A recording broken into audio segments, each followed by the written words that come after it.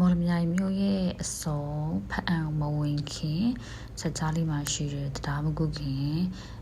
ဘယ်သူမှသိမသိတဲ့ခေုံကူဖြစ်ပါတယ်ခေုံကူကကြတော့အရင်ကတော်တော်လာလူတွေများလို့ပြောတယ်ပေါ့နော်ဒါပေမဲ့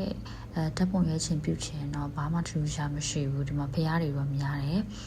ရုပ်တဲ့သူရှိလို့ရှိရင်တော့တော်တော်လေးဓာတ်ပုံကောင်းထွက်ပါတယ်ကျမတို့ကကြတော့မနက်ပိုင်းမိုးရမ်းရွာနေတာရဲ့ပြီးတော့အဲ့မှာနည်းနည်းအစစ်အစေးလေးရှိတာရဲ့ကြောင့်ဓာတ်ပုံတွေချားလေးမရိုက်ခဲ့ရဘူးပေါ့နော်ကျမတို့ဘက်ကပြောပါရယ်တကယ်တမ်းတက်နိုင်တယ်သွားနိုင်တယ်ဆိုရင်မိုးလည်းမရွာဘူးဆိုရင်အခုမြင်နေရတဲ့တောင်ရဲ့